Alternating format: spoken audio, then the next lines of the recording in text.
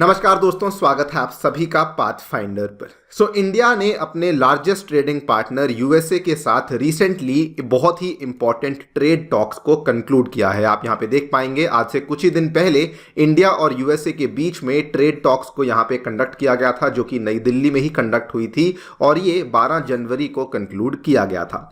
In trade talks में जो सबसे बड़ी डेवलपमेंट सामने आई है वो ये है कि अमेरिका के द्वारा भारत से ये कहा गया है कि अगर भारत कल को किसी भी चीज़ के ऊपर, या मान लीजिए लैपटॉप्स हैं या पर्सनल कंप्यूटर्स हैं, उसको लेकर अगर कोई इंपोर्ट रूल्स लेकर आता है तो अमेरिका चाहता है कि वो पहले इंडिया अमेरिका से इस चीज़ को लेकर कंसल्ट करे, यानी कि हमसे पूछे, हमें लूप में ले कि एग्जैक्टली इंडिया क्या कर रहा है। लेकिन बदले में भारत ने कई सारी दूसरी मांगे हैं जो कि यहाँ पे अमेरिका से करी हैं।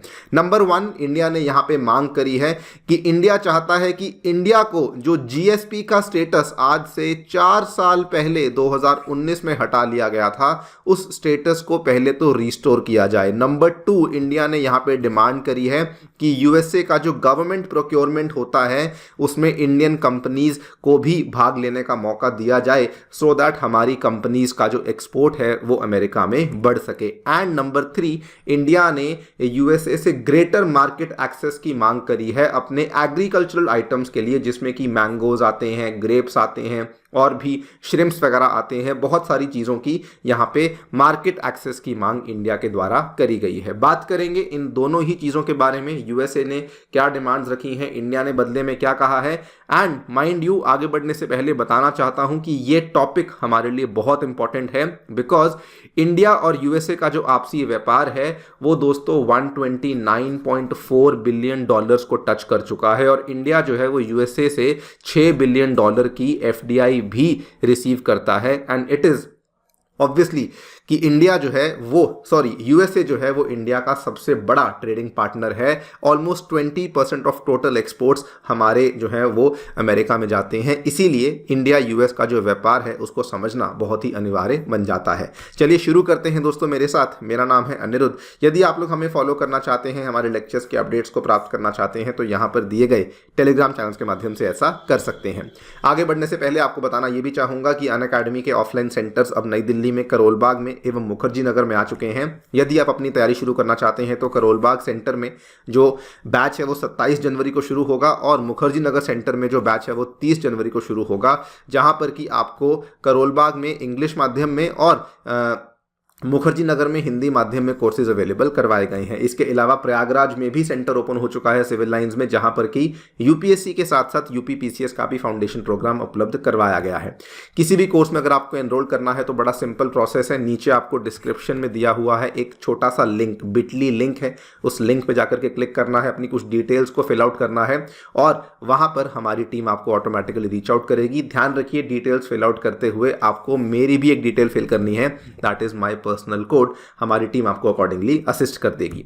ऑल राइट, सो आपको जल्दी से याद करवा दूं, पिछले साल की बात है, अगस्त महीने में हमें देखने को मिला था कि इंडिया के द्वारा अपनी आत्मनिर्भरता को बूस्ट देने के लिए और कुछ सिक्योरिटी कारण भी थे, उसके चलते गवर्नमेंट के द्वारा यह अनाउंस किया गया था कि लैपटॉप्स और पर्सनल कंप्यूटर्स के इंपोर्ट के ऊपर हम लोग बैन लगाने वाले हैं। इस चीज को लेकर बल्कि पाथफाइंडर पे हमारी वीडियो भी है, आप चाहते हैं तो इसको जाकर के देख सकते हैं। जैसे ही ये वाला बैन लगाया गया, इमीडिएटली बहुत सारी कंट्रीज यहाँ पर इंडिया के विरोध में उतर आई, बिकॉज इंडिया बहुत बड़ी मार्केट थी एंड यूएसए, कोरिया, इवन बहुत सारी यूरोपियन कंट्रीज ने भी इस पूरे मुद्दे को रेज किया था कि इंडिया का जो ये फैसला है ये ओवरऑल ग्लोबल ट्रेड को काफी ज्यादा खराब कर सकता है। हुआ क्या, कुछ ही दिन के बाद इंडिया ने उस फैसले को रिवर्स कर दिया। इंडिया ने कहा ठीक है, हम लोग इस फैसले को रिवर्स करते हैं, लैपटॉप इंपोर्ट की जो रिस्ट्रिक्शंस हैं उनको हम लोग नहीं लगाते हैं। लेकिन इंडिया ने साथ में ये भी कहा कि जो भी लोग इसको इंपोर्ट करना चाहते हैं उनके लिए एक इंपोर्ट मैनेजमेंट सिस्टम बनाया जाएगा और उसके चलते जो भी इंसान इंपोर्ट करना चाहता है उनको इंडियन अथॉरिटीज के साथ इस इंपोर्ट मैनेजमेंट सिस्टम के तहत अपने आप को रजिस्टर करवाना पड़ेगा। इसी पर्टिकुलर मुद्दे को लेकर अमेरिका ने फिर से इस टॉपिक को उठाया है। अमेरिका ने कहा है USA wants India to keep it informed on implementation plans of it import management system.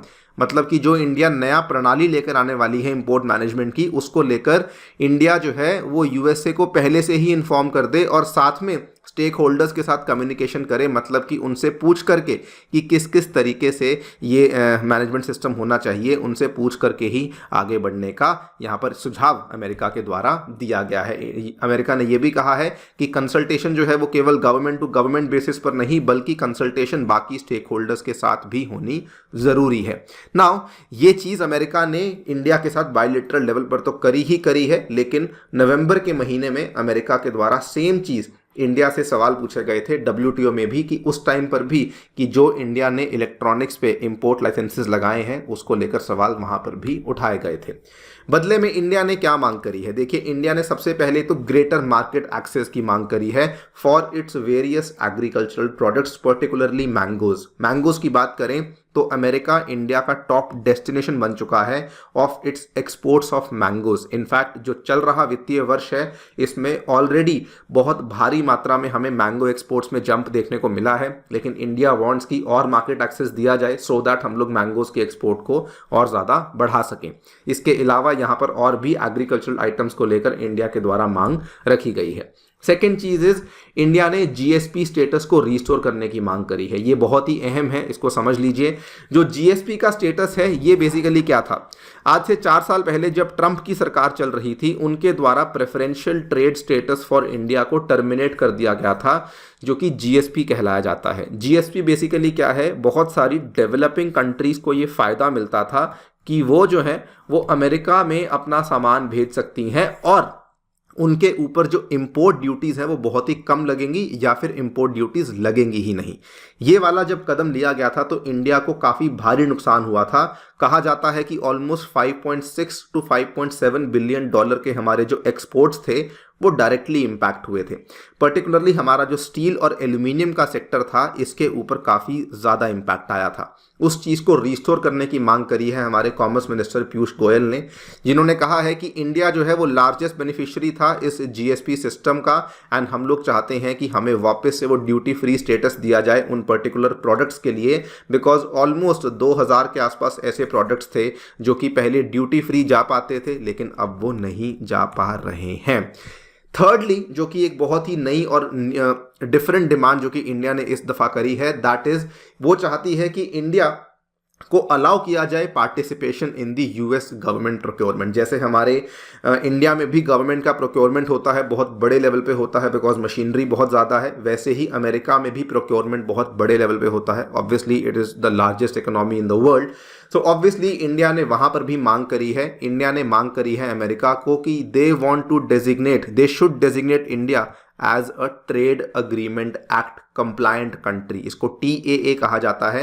India ने कहा है आप हमें कीजिए, बदले में हम भी आपको करेंगे, सो दैट दोनों को फायदा हो सके। लेकिन इंडिया की जो ये डिमांड है इसलिए है बिकॉज इंडिया से इसके जो एक्सपोर्ट्स हैं वो काफ़ी बढ़ सकते हैं। ये वाली भी डिमांड है जो कि अब हमने अमेरिका से करी है। फाइनली जो लास्ट डिमांड हमने अमेरिका से करी है that is with respect to social security agreement. इस चीज़ को समझिए, हमारे बहुत सारे वर्कर्स हैं इंडिया से जो IT सेक्टर के चलते जनरली आपने देखा होगा अलग अलग वीज़ाज होते हैं, H1B वीज़ा, L1 वीज़ा, इनके तहत अमेरिका में जाकर के नौकरियां करते हैं।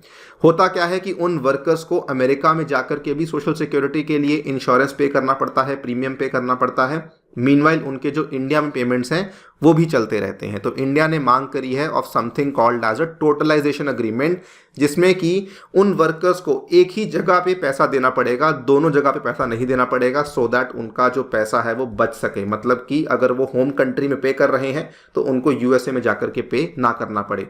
इस चीज़ को लेकर अमेरिका ने फिलहाल कुछ नहीं कहा है, लेकिन ये इंडिया की काफ़ी लॉन्ग स्टैंडिंग डिमांड है बिकॉज इससे हमारे जो वर्कर्स हैं उनको काफ़ी फ़ायदा हो सकता है। देखते हैं कि अमेरिका इन चीज़ों को लेकर क्या क्या स्टेप्स लेता है, बिकॉज अभी ये केवल डिमांड्स रखी गई हैं। इट विल ऑल डिपेंड कि अमेरिका इस चीज़ को लेकर क्या यहाँ पर अप्रूवल्स देता है या फिर नहीं। That's all from my side. Before I end the session बताना चाहूँगा कि हमारे ऑफलाइन सेंटर्स में साथियों free demo classes, 1-on-1 mentorship, free magazine, library, wifi access जैसी सभी चीज़ें आपको अवेलेबल होती हैं। विजिट ज़रूर कीजिएगा करोलबाग मुखर्जी नगर में, और अपने आप को एनरोल करने के लिए इस लिंक पे डेफिनेटली जाइएगा। That's all, thank you so much for listening, stay tuned and stay safe.